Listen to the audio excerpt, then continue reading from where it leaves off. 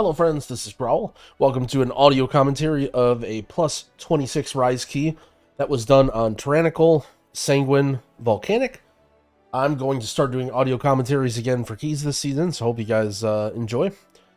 This is a dungeon that I think a lot of people struggle with, also an affix combo that a lot of people struggle with.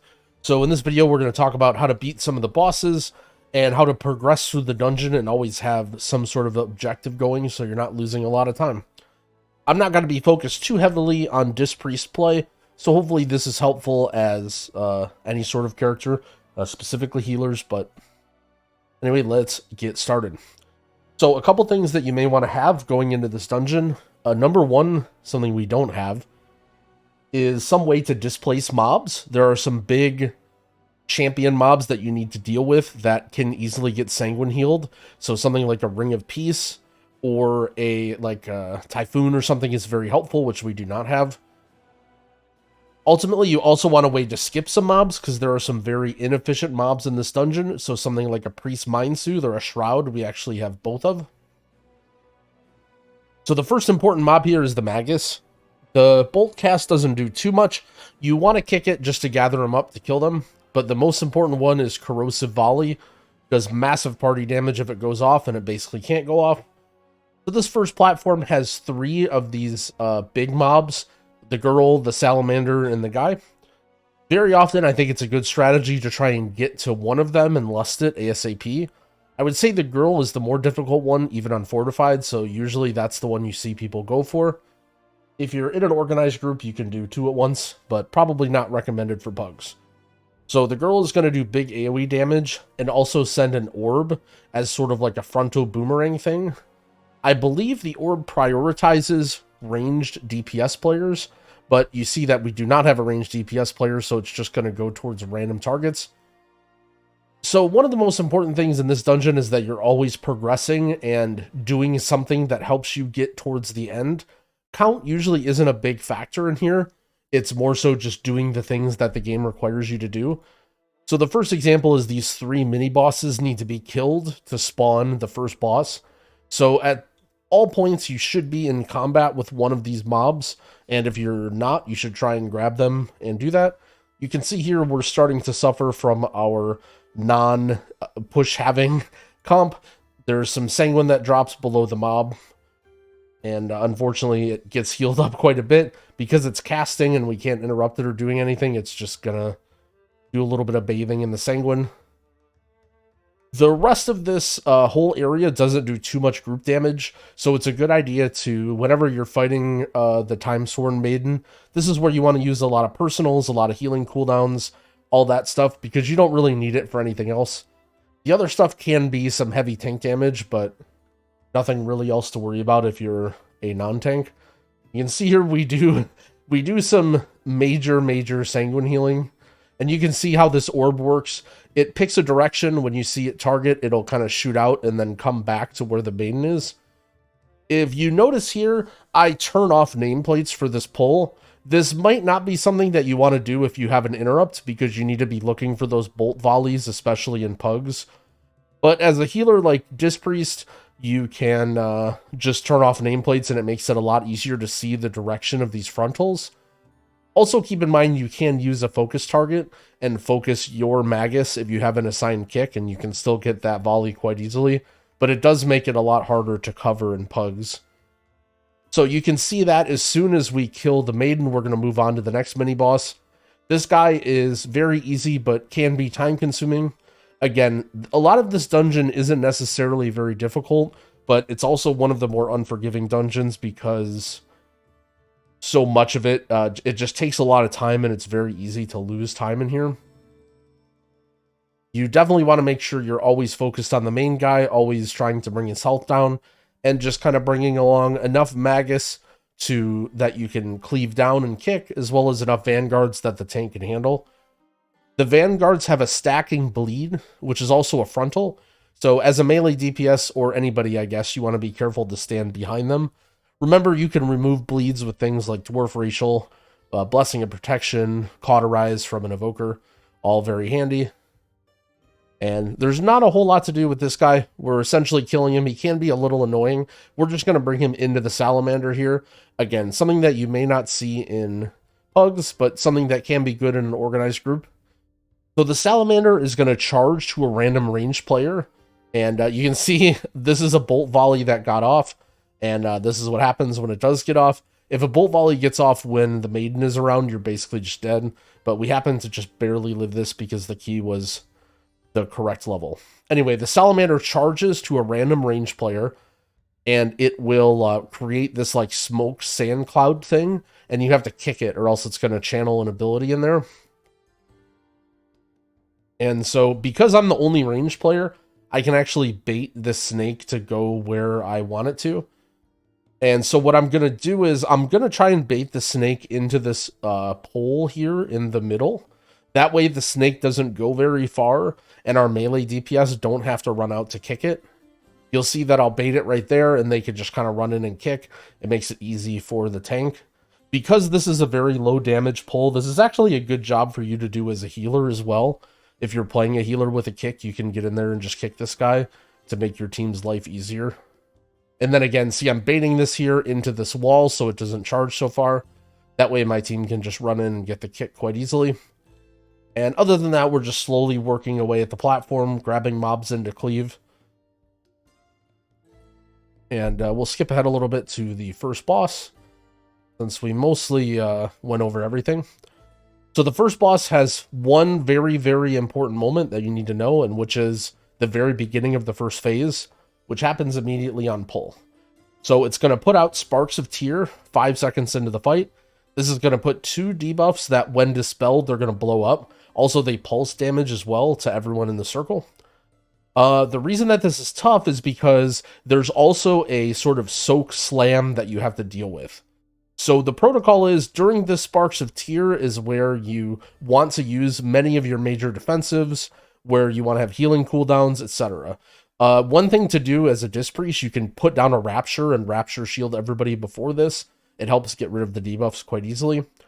So after the debuffs come out, the boss can do one of 2 abilities.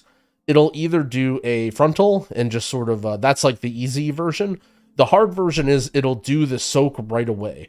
Now the issue is you need to dispel one of these and heal everybody up to full before you go into the soak, and you can't dispel the second one. So you'll see what happens here is this is the soak. Now notice this will always happen if you get this soak. I'll rewind maybe 1 second so you can see it better. This will always happen if you get the soak immediately after the debuffs, is you will still have a debuff out. So if you do not have a debuff, make sure that you're on the edge of the circle to make room. And if you do have a debuff, just know that you will have to get in here and pop a defensive and soak this. An alternative strategy that you may see groups doing is using an immunity to soak with the tank. So for example, the Demon Hunter can use Netherwalk and run in with the tank, or like a bubble or a cloak or something. In a pug, I would not expect this though, and in a pug, you probably all just have to get in. Then once the soak is dealt with, you can heal everybody up, and then you can do the next dispel. So you'll see there, I'll top everybody, pop the dispel, and the rest of the fight is just frontals and easy stuff, mostly just the tank worrying about stuff, especially if you're not pulling any of these vanguards with the boss. There's not too much to worry about it, but the stacking bleed is a little bit scary for the tank. Remember, you can remove that bleed. So good practice here is to tank the boss by the edge of the room, sort of like we did. Not all the way on the edge, but just sort of by it, and then have everyone bait all of the abilities towards the edge. This is because these abilities are going to drop this gold puddles that will cut off your area in the room and make it harder later in the fight. Now, in the intermission, you want to grab these orbs. These orbs give you a stacking haste buff. As a healer or a class that doesn't use haste, something like, Outlaw Rogue, for example, you may decide to pass on the orbs and allow other people to get them. However, I just happen to get 5, but you'll see, like, Yips doesn't use a whole lot of haste, so he kind of let Greg and Dazer get more. And you remember this buff or debuff, whatever you want to call it, refreshes every time you pick up an orb. So you kind of want to like grab your last orb at the very last second and then run back to start the beginning of the first phase. And again, this is what it's going to look like. It's going to be pretty scary right away. So again, this is a good time for personals, defensives, rapture shields, all that, because this is immediately going to go 2 debuffs. You have to dispel 1, and you may get a soak. So you'll see here, I dispel 1, I have a Mindbender going, and now we have to do another soak. This time we opt to have Yips just cloak and sit in it. Actually, there was a little bit of miscommunication. We had Nether and cloak. This is what will happen in organized groups. In lower groups, it's not so bad because you don't need to have everybody like super topped. But when you're doing a very high key that you're like playing with a team, that soak will just kill you if everyone is not at full HP. So as a priest, you can mind soothe all of these guys in this area. So if you're ever in a situation with a pug and you see like, you notice this pack is over here, for example, that we skipped for whatever reason, I would try when you can to throw mind soothe on it when you're nearby.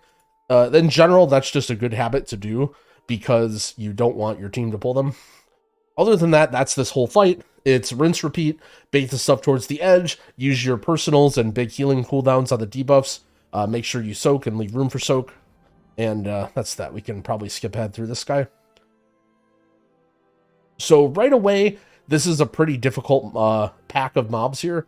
So this infinite keeper dragon does an AoE pulse, and the other guy does an AoE pulse. So when they line up together, it can be really, really nasty.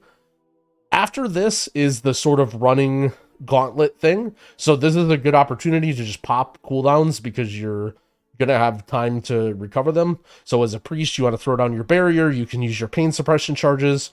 So again, this is this combo here where this guy is using Infinite Fury. This guy is using Infinite Schism. And this is where you want to use a lot of stuff. You can see I'm trying to remember to fade. Priest has a lot of good damage reduction tools. You can press fade, you can flash heal. Both of those gives you a 10-second short DR. You can see I'm trying to remember. It looks like I do use it there, which is good. On Fortified, these guys can be really, really nasty. On Tyrannical, they're not so bad.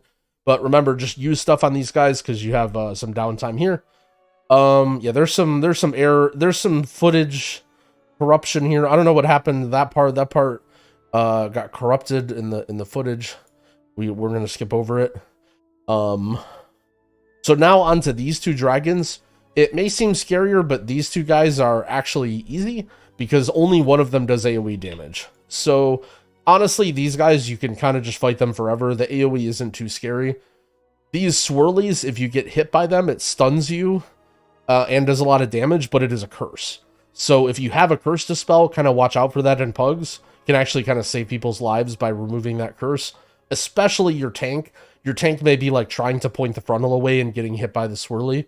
So make sure you're watching for that. You can see actually right there, the tank just got hit by it. Unfortunately, I don't have a curse to spell as a priest, so he just pops his Fire Trinket and lives because he's a tank. Again, notice the linear nature of the dungeon so far. We're already a boss and more than 60% trash in, and everything is pretty much mandatory. You need to kill the 3 mini-bosses, you need to kill the first boss, you need to go through the gauntlet. Now we need to do these 2 dragons because this wall is here, and that continues. So the way this room works, after you kill these dragons, is whenever you kill mobs in here, it creates a path through this sand, and you need to create a path to activate 2 of the portals. One of them's over here, one of them's over here, and then you can access the other 2 bosses. So what you want to do is you want to pull some mobs, and you want to kind of gather them and put them right on the edge so that when they die, it creates a path. And you can also be a little cheeky and kind of like Typhoon or knock them if you have a druid or an evoker has the wing knock to actually give yourself a little bit more of a path. Almost all of the stuff in this room is not very efficient count. You don't really want to be fighting in here because just everything is kind of spread out. It's not worth a lot. All the stuff in the beginning and the end is just better to be fighting. In pugs, it can be very difficult because you know, no one's that organized, but just so you know what people are trying to accomplish, and if you're a tank or just trying to speed things up, this is an area where you can save a lot of time if you're being efficient here. So notice again, we're making it all the way to the edge. We pull one of these caster mobs. These casts are actually pretty lethal. they're all debuffs that you need to dispel. So if you pull too many of them, you will die. So notice we'll just pull usually one mob with a bunch of little tiny guys, kill them, and see how we're just like pulling it through the sand, making room for the portals. So one thing about these portals is you actually have to run to them to activate them. You have to get close to start the RP. So notice right here, Greg, he notices that we didn't activate this portal yet. This is probably something that would be good for a healer for me to do. But Greg is probably used to carrying bad healers like me, so he just runs over there. So you want to walk near the portal long enough, and you'll see a voice line go off, and you'll see the portal start to activate. It does take some time to activate as well, so that's sort of why we want to do it now, because we want that portal ready. I think Chromie or something will go over there. I don't know the lore very well. The last thing I want to talk about in this room is the dogs. The dogs, this one right here, you'll see it pull quickly, has a cast called Bloom. It does initial damage to the tank, then it puts a debuff on the tank, and then it puts a debuff on another player. This right there, Bloom. So if you shield Bloom, as in like a shield like an Absorb or a Trinket or Power Word Shield, Rapture, it doesn't do the debuffs, which can be very, very nice for the tank. This area, especially on Tyrannical, isn't too scary. However, in like Fall or on Fortified Keys, you may be worried about that, and you may try and like pre-shield with Rapture or like your Leaf Trinket, for example. So the big thing that's scary here for tanks is these fusions. They have like double strike, and I don't remember which mob has triple strike. Maybe it's the other dogs or whatever. One of these guys has triple strike as well. All these guys hurt the tank pretty hard. You'll see I actually pull threat on one of them. And it was when I used my Leaf Trinket right here. So I pulled threat on just this one guy, and he actually does like half of my health and my entire Absorb Trinket, which probably would have one-shot me. So you have to be very careful about that stuff. So anyway, we clear a path to the first portal, clear a path to the second portal. Now we can go into this first one that we activated.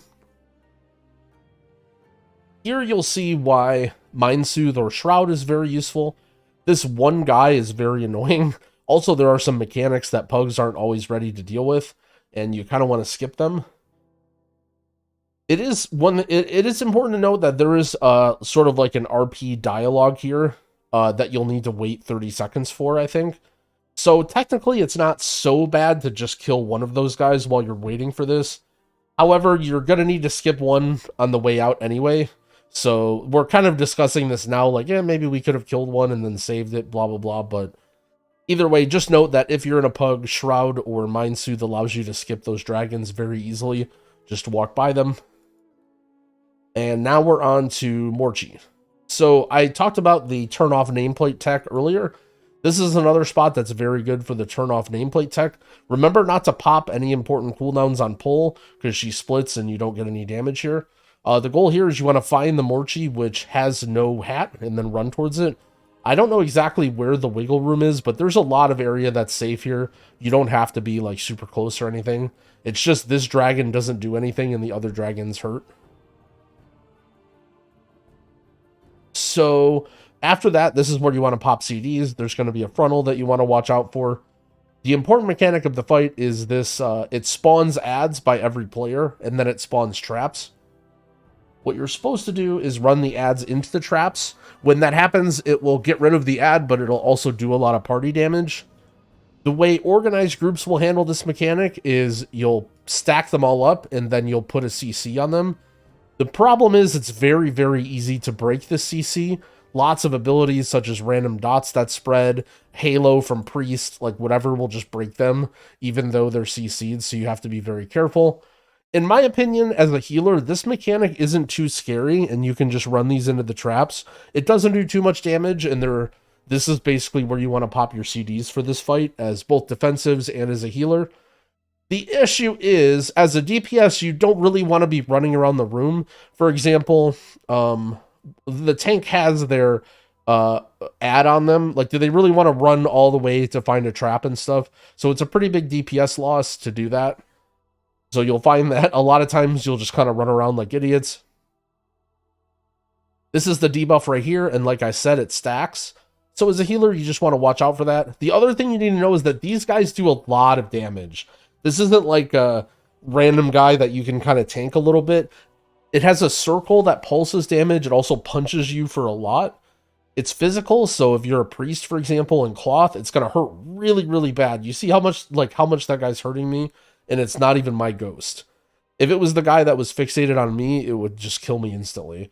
So you do have to be very careful. I'm not sure why we're not just running it into the traps. At this point, once you have to run away, you should just run it into the traps. You can see the damage isn't that big. It's just annoying, and it will stack. But there's not too much to this. This is a boss where you just kind of blast it down. We'll skip ahead here. This one I would say is the easiest of the 4 bosses in this dungeon. We Mind Soothe the dragon to get past it.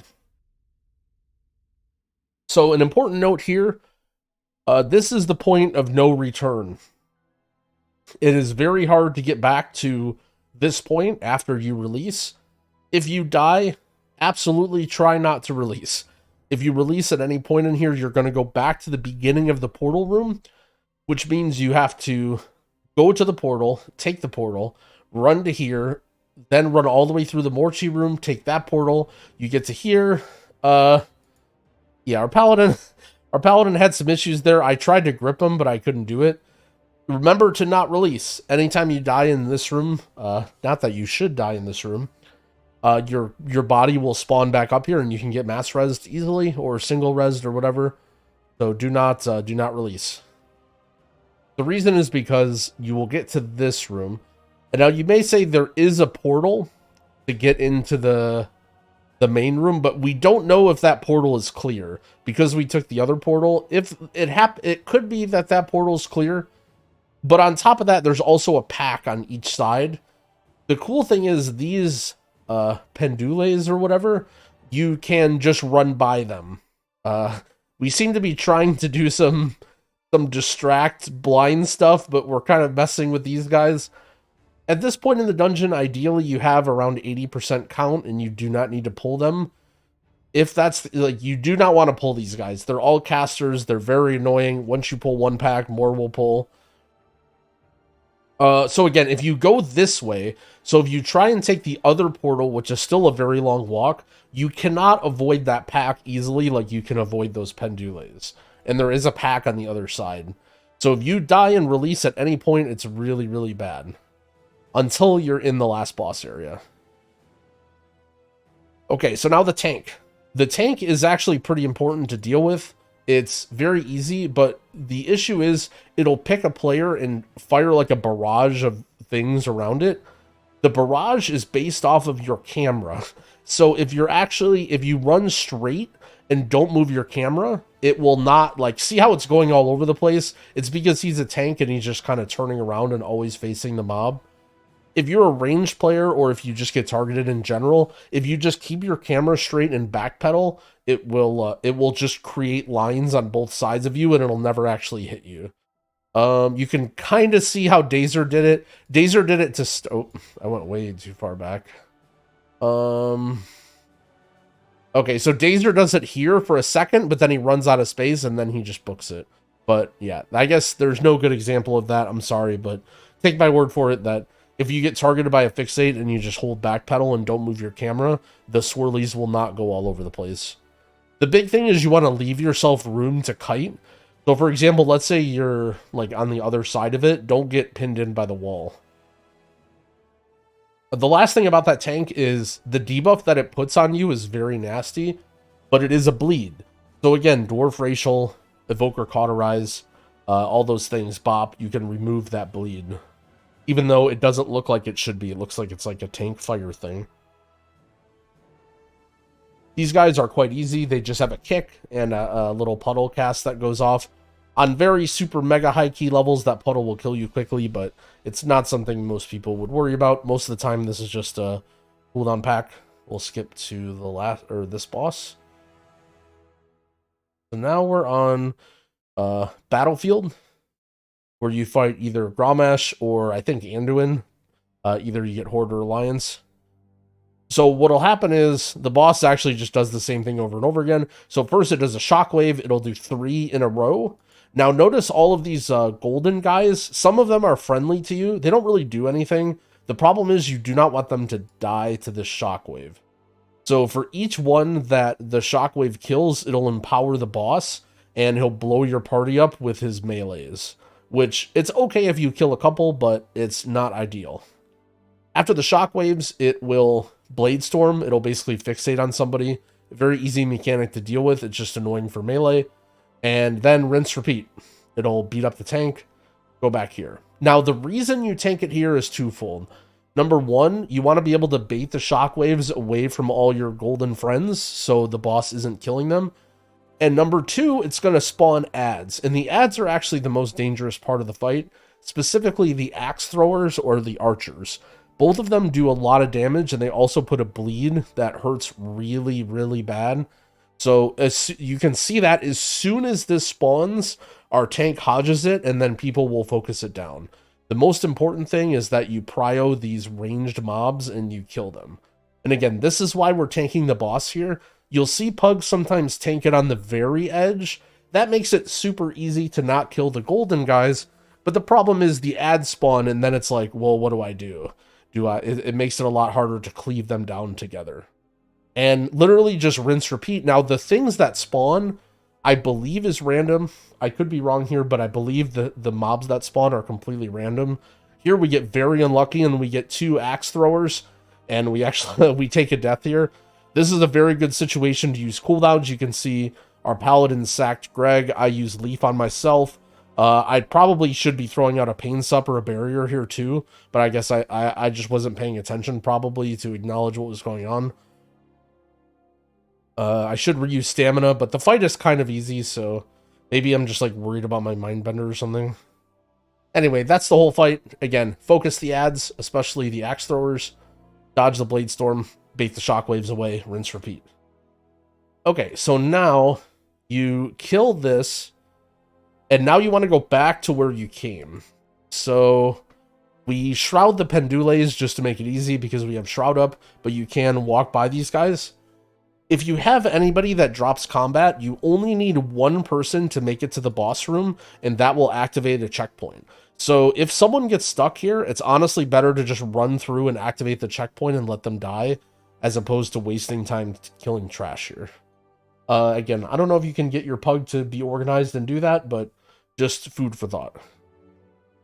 So now we're in this room, and now instead of going across, we can take a left. This whole area can be a bit annoying or confusing if you're new, but just, you know, follow the path that we go. It's pretty much the standard path. So now this will take you to the last boss room. Again, there's a little bit of an RP here. So when I say RP, I mean roleplay. It essentially means like some sort of cinematic or something that's unskippable in the dungeon. And generally, you want to activate those as soon as you can. So if you have somebody that's really fast, you just run to that spot and get that thing going to open that portal. So this is the last trash pack of the dungeon. Now, remember the very, after the first boss, there was the 1 dragon and the 1 guy. Now it's a dragon and 2 guys. This pack is very, very scary on Fortified. On Fortified, you want to be sending literally everything you have on this. Barrier, Rapture, every cooldown, every defensive. This pack gets very, very scary. On Tyran, it's not so bad, but it's still pretty scary. It's going to do AoE damage. There's going to be swirlies. Remember, each time these swirly things comes out, it also does AoE damage, and the dragon does AoE damage. So you're just constantly taking damage here. This is a great time to use any like support abilities that you have, like Boomkin with Vigil. If you have Zephyr as a Augavoker, Darkness as a Demon Hunter, any sort of things that you can do to help your party from group damage, very, very useful here. If you're worried about surviving and your timer's good, you can focus down a Marauder, one of the smaller guys, instead of the dragon, just because they have a lot less health and it'll reduce the group damage. But if your rise keys are anything like my rise keys, there are hectic things that go on, and oftentimes you're running low on time as you get here. Alright, so on to the last boss.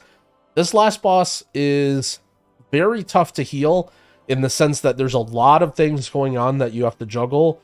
It can be very mentally straining at first, but each one of the mechanics isn't really that tough. So as long as you're just remembering to do everything and kind of like get a cycle going, it's not so bad. Again, there's RP. So I'm just going to try and explain everything the best I can. You may need to die to this boss a couple times before you understand everything. So the main important part of the fight is Infinity Orb. It's going to drop 2 puddles on ranged players or on melee if there are not enough ranged. What's going to happen is after the puddle activates, it's going to blow up. So you see right here, 2 puddles. The way that you want to handle this is you cannot have 2 puddles blow up within a few seconds of each other, because it does a lot of damage, and if you do 2, your whole group dies. So what you want to do is you want to have one person assigned to be the puddle stayer, and everybody else runs out of the puddle. So you'll see I'm the puddle stayer because I'm the only ranged. This puddle expires, it does group damage. You want to heal up, and then you get out of the puddle, you heal up, and that's that. Rinse, repeat. And that'll happen every 20 seconds or so. The reason that this is scary is because there are these ads that are spawning throughout the room. So these ads are, the tank has to essentially grab these, and you have to be killing these ads because they're putting out this debuff here. This debuff you need to dispel ASAP because it can go out very, very quickly and you can be overwhelmed. If you're a DPS and you see this debuff on you, notice how Dazer puts up a blur right away. This is a very, very good thing to do. And there's an, later on, it's even more important. But you can see he very quickly reacts to that, gets that blur out. It'll also help with this mechanic. So again, same thing. Killing the ads, 1 orb, heal up, next orb, heal up again, and then there's new ads that spawn. So this breath does a lot of tank damage, and on top of that, the tank has to be moving a lot. So especially with a tank like Prop Pally who wants to stay in his Consecrate, it can create some very scary moments. So as much as you want to use all of your abilities as a healer to keep yourself and your party members alive, you may need to be doing some tank healing here. So notice same thing, orbs, let 1 go off, kill the ads. So notice here now there's 2 ads, and both of these ads are going to do debuffs because they're keepers, but this is sort of where the fight gets weird, and this is where I would consider the hardest part of the fight. So it's going to spawn ads on one side of the room, and then they're going to like run to the other side of the room, and then as soon as they're so now everyone in the party has to run to the other side of the room. You're still dealing with these circles, and they're both putting out these debuffs. We get very fortunate. Greg actually gets a debuff, so he's able to use his dwarf racial there, and that saves me from having to deal with 1. People are popping their defenses, but you can see this is where we start to fall behind. A lot of people like to wait for the dragon to come down before you bloodlust. Unless you're very worried about your damage or your time, this can be a good area to pop bloodlust just for safety, just to get the ads down and to help your healer a little bit. Again, certainly not good for time, but it's something that you can do for safety that I think that might be good to do in pugs if you're just like, well, we have the damage. So once these ads get down, it's going to start the mechanic of phase 2. So now instead of ads, it's going to do infinite corruption. It's going to pulse damage, and then it's going to drop swirlies on the ground that cuts off the room, sort of like a soft enrage.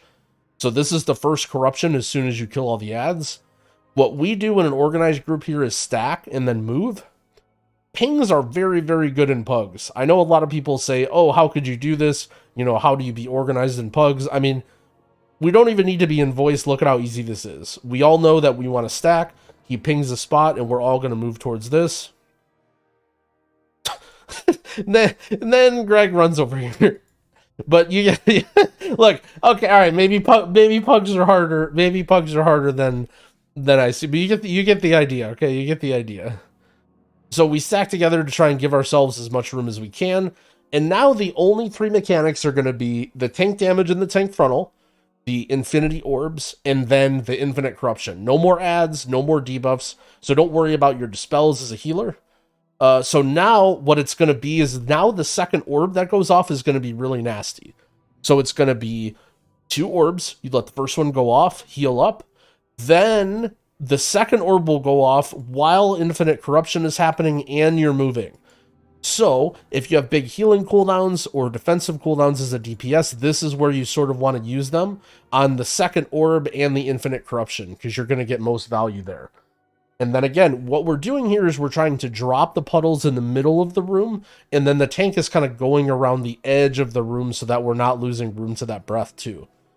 Notice there, when I get hit by that volcanic, the orb starts falling. So unless you were in the circle right away, getting hit by a volcanic can actually wipe your party. And we got lucky there that, well, not lucky, but this could have killed our party if I would have gotten volcanic out of this. Again, right? Heal up. Okay, now it's infinite corruption, and now it's the second orb. This is the scary part. Everyone gets hit hard. You can see that's where I had pain sup. Then I get sacked. I also health pot there. The demon hunter used blur. So that's like where you kind of want to use your defensives and your healing cooldowns. And while you're fighting this boss, you're also getting these buffs from the dragons. I do not know like the exact percentages and like when each thing happens. If you guys know in the comments and you somehow made it this far, maybe let me know exactly how all of the buffs and how the dragons work. I know this Nozdormu guy like doesn't really do anything and you're just fighting the boss, but eventually the dragons will come down and start doing a lot of damage. But anyway, again, this is the same thing, right? First orb, heal up. Second orb, defensives. Greg's got his trinket. I pop my Mindbender, heal up, move. And you can see the strategy here. Range players bait in the middle, go around the edge. Okay, so whatever health this is, I don't know if this is like 5% or 6% or whatever, but all of a sudden, if it's like a time thing, I don't know. But basically, at some point, all of the dragons come, and they actually do a lot of damage. So once you're at this point, the fight may get hectic, but the dragon, as long as you keep the tank alive, the dragons will actually just kill the boss. So at this point, if you're in a pug, if things are getting really hectic, keep yourself alive as a healer and keep the tank alive, because you can see now how fast the boss's health is going down. And we just now get Bloodlust up, we pop it, and that is the fight. 26 Rise. It definitely easier said than done, but hopefully this will at least give you some ideas of things you could do to save time in the dungeon, as well as just explain some of the basic mechanics and when you should be using your defensives and your healing cooldowns and stuff. Of course, we will open the chest because you guys can't watch a video without seeing what loot we get, even though we don't get anything because it's a plus 26. And thank you so much for watching. I'm going to try and do one of these a week to kind of cover all the different affix rotations. My goal is to upload it sooner, like closer to reset, to maybe help you guys for the week. But can't promise that, you know me. At least we're getting some videos out. But thank you for watching. If you have ideas or things that you think that you or Pug struggle with, dungeons or bosses or topics or affixes that you would be useful for me to cover, let me know. I will try and cover a couple different healers. Maybe we'll do some like very specific talking about Mistweaver or talking about Disc Priest, but I do want to cover more general knowledge that helps people. Anyway, enough rambling. Thank you again for watching. I will see you guys in the next video, and happy keying.